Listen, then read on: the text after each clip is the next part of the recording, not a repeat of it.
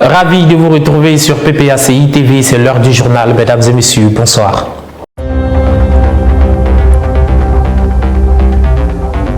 Le 32e numéro de la Tribune a eu lieu ce lundi 18 novembre. Le déguerpissement des populations et la situation des droits de l'homme dans notre pays sont les deux thèmes qui ont été abordés au cours de cette tribune.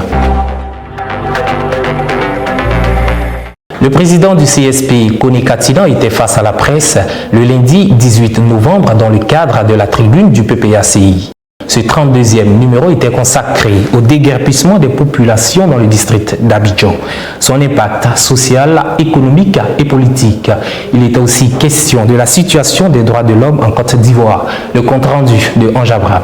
Selon le conférencier, le déguerpissement des populations en cours dans le district d'Abidjan est unique dans l'histoire de la Côte d'Ivoire, à la fois par son ampleur et soulève de nombreuses questions sur notamment la sincérité des engagements politiques. Vu que les personnes à qui promettait le candidat du RHDP en 2010 sont celles jetées aujourd'hui à la rue, sans le respect du moindre engagement.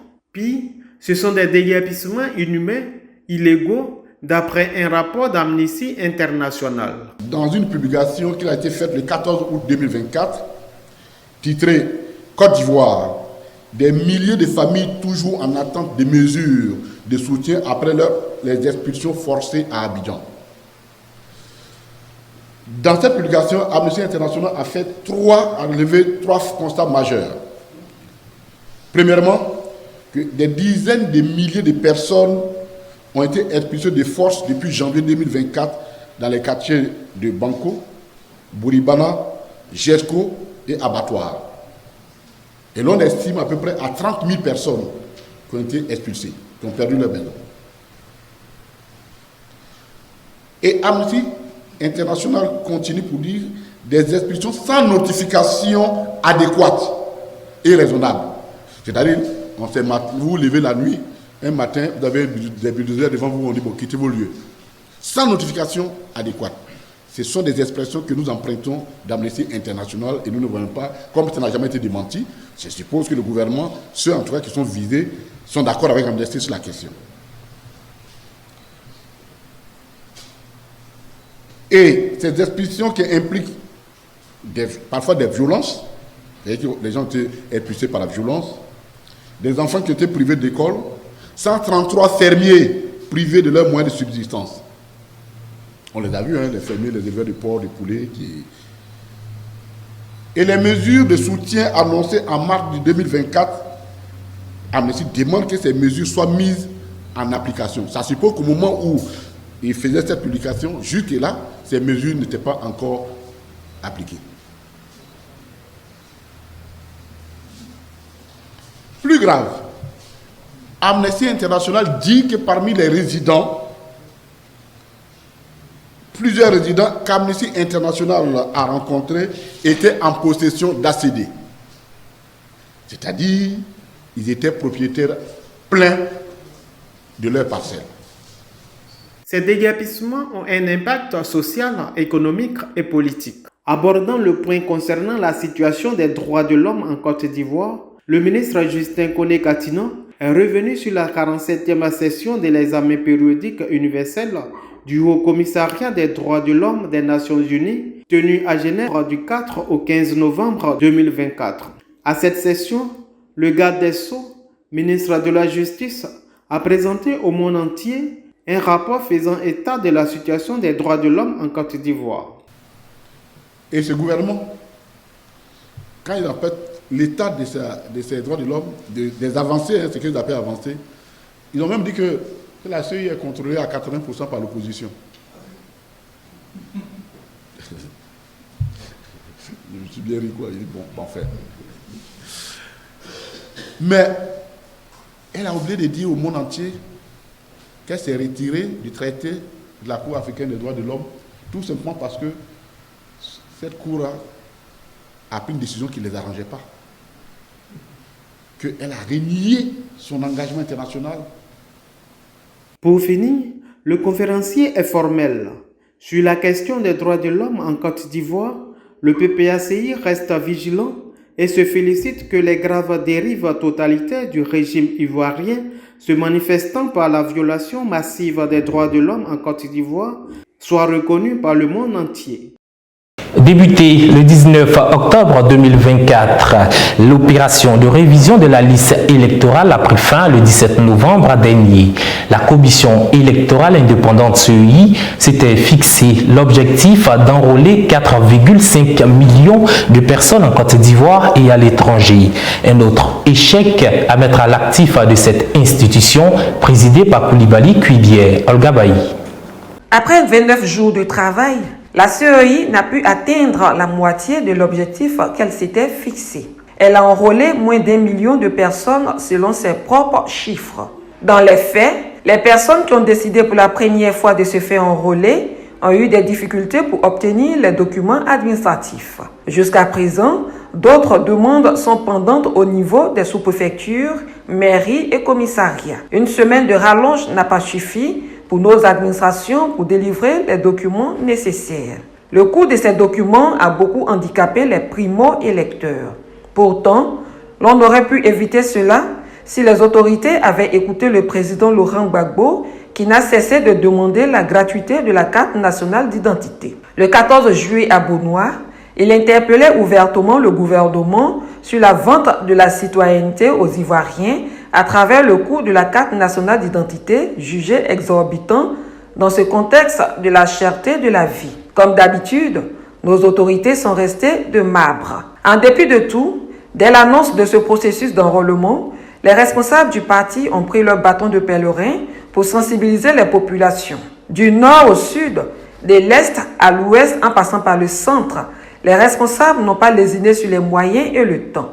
Ils sont allés vers les populations pour non seulement leur expliquer le bien fondé de cet enrôlement et aussi de les mobiliser. Malheureusement, les résultats ne sont pas suffisants. L'objectif n'étant pas atteint, que compte faire le gouvernement et la commission électorale indépendante? Pour le PPACI, par la voix de son président exécutif Sébastien Dano-Djedje, il faut proroger l'opération d'au moins 3 mois afin de permettre au maximum d'Ivoiriens d'être sur la liste électorale.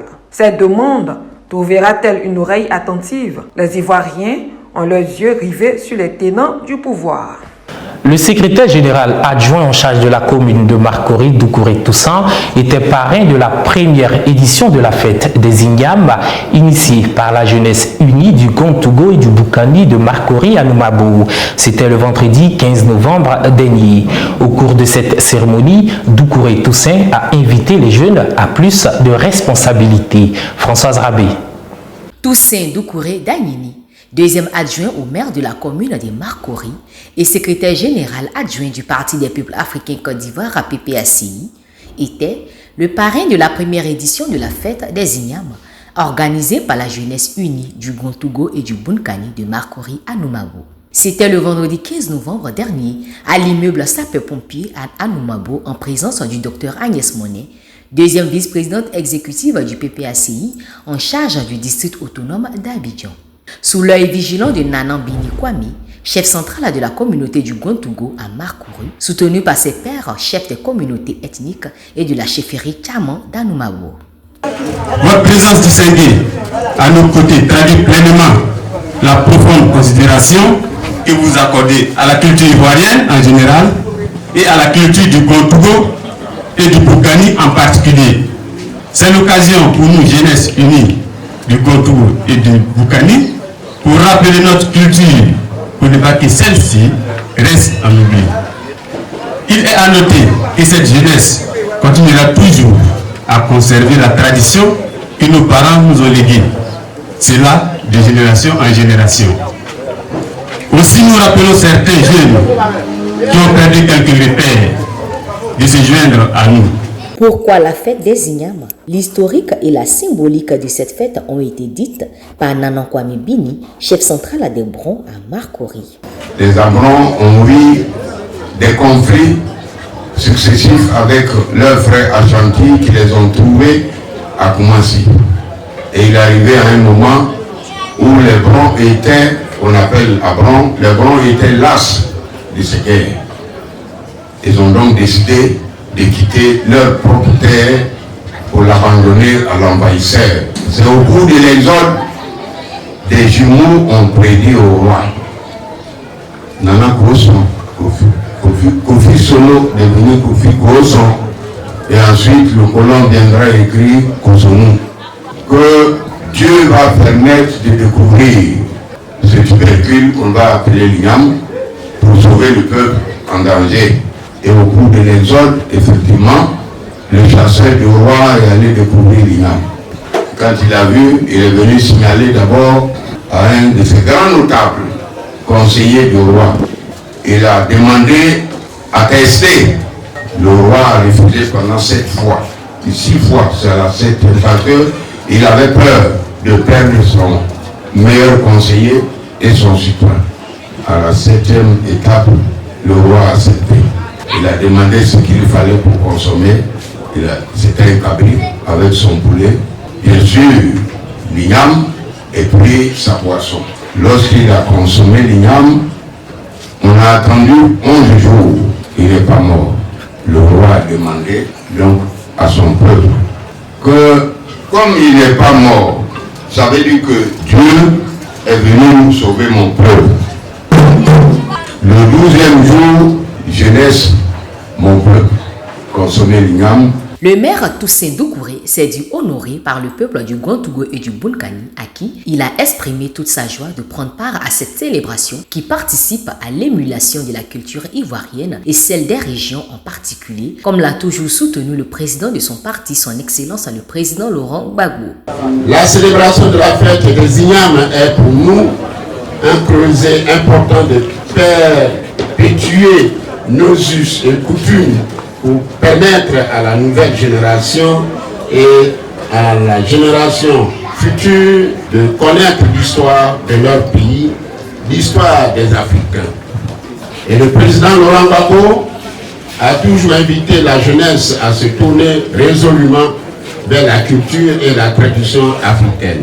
Nous estimons que la connaissance de notre culture est un élément important qui concourt à l'indépendance de nos jeunes dans un monde de brassage culturel. Jeunes du Zaza et du Boukani, nous voulons compter sur vous pour les faire connaître et les faire promouvoir. Cette cérémonie riche en culture a été ponctuée de chants et de danses du terroir avec la compagnie Touani au Frititi sous l'œil vigilant de Nanambini Kwame. Notons que la fête de l'Ignama est célébrée dans tout le groupe à Akan, mais ce sont les Brons de Diende à Tanda qui sont les dépositaires de cette tradition et donc les premiers à donner le top départ de la célébration de la fête des Ignama partout en Côte d'Ivoire. À Adjamé, le Conseil des cadres Tchaman sensibilise contre le cancer du sein et du col de l'utérus. Le faisant, les cadres Tchaman veulent sauver la vie des femmes parfois privées de soins. Sylvain Lobo. C'est une belle initiative, mais elle soulève une question cruciale. Pourquoi en 2024, dans un pays en pleine croissance, ces journées de dépistage restent-elles encore nécessaires ? Les cancers du sein et du col de l'utérus figurent en tête des causes de mortalité chez les femmes ivoiriennes. Pour lutter contre ce fléau, il faut avant tout une détection précoce.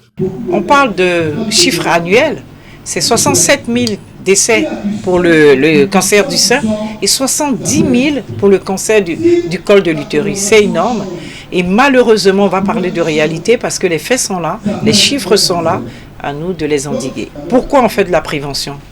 Il y a pas si longtemps, on en mourait vraiment énormément. La preuve, le taux est encore énorme, hein, mais aujourd'hui, on en guérit. Ce sont des maladies indolores, ce sont des maladies souvent aussi insensibles, c'est-à-dire qu'on ne sent pas éventuellement qu'on a ça, même si on sent quelques transformations de son corps, raison pour laquelle il faut prévenir. Et quand on parle de prévention, moi j'appuierais sur un nom qui est la sensibilisation. Mais la question qui se pose ici est pourquoi tant de femmes, particulièrement les plus vulnérables, n'ont-elles pas accès à ce type de soins de manière régulière?